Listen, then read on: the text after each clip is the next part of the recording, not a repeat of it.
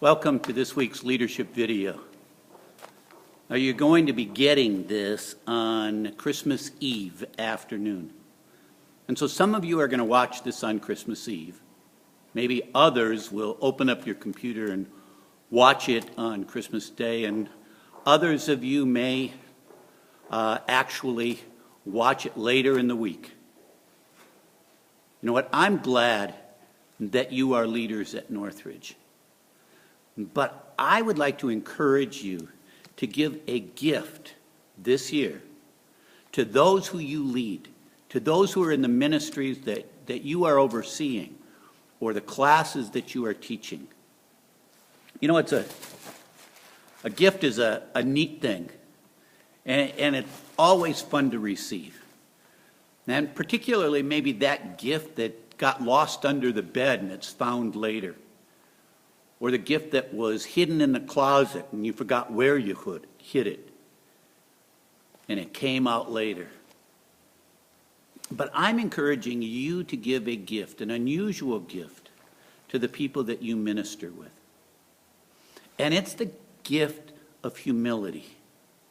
It's the gift of finding out from them what you can do better. You know, Larry Bossidy wrote a book called Execution. Larry Bossidy was the CEO of Honeywell.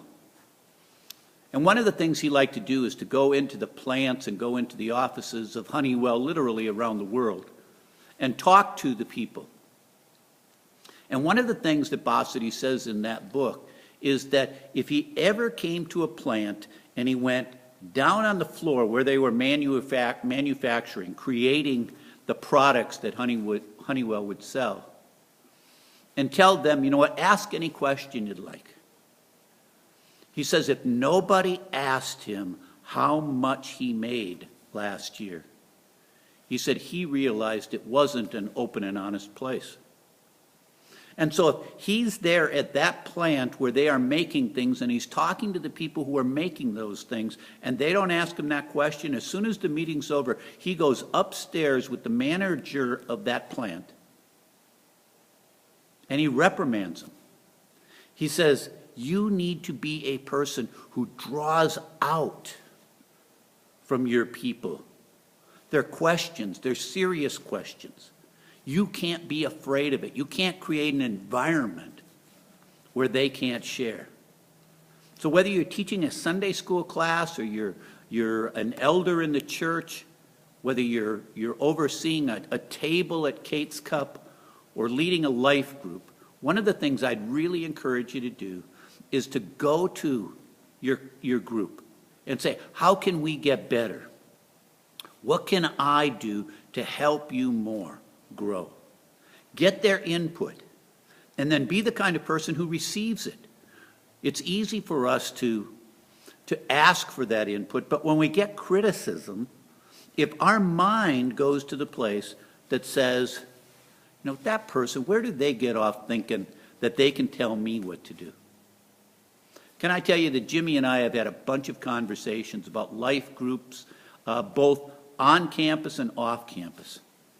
And one of the things that we have done is we highly encourage our life group leaders to, when you grow to a certain place, to multiply into more groups, into 2 more groups, or just divide in half and have 2 groups. And we get pushback. But not once when we've gotten that pushback have I heard Jimmy say, and I know he hasn't heard me say, you know, where did those people get off pushing back like that? Where did they get off thinking they can tell us? We know better. No, each time the conversation goes more like this.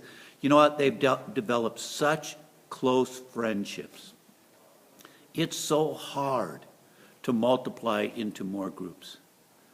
It's really difficult because the people are just fearful that they're not going to have those close relationships again with those people. It's really difficult. And as a leader, your responsibility is to draw in input from others and not be resistant to it. Here's what Paul says when he was writing to the Philippians. He says, "Do nothing out of selfish ambition or vain conceit, but in humility consider others better than yourselves. Each of you should look not only to your own interest, but also to the interest of others. Your attitude should be the same as that of Christ Jesus." Leaders, that's our challenge. Our challenge is in that in humility, we want what's best for others. And sometimes when we ask for their input, we're not going to like what we hear. But if we're really concerned about their spiritual growth, we're going to want that input. I encourage you, give that gift this year to your groups. Give that gift to the people who you lead. Give them the gift of being able to come to you and give you helpful, constructive criticism. It's a gift that will benefit them, but it's also a gift that will benefit you. We'll see you next week. Have a great, great day.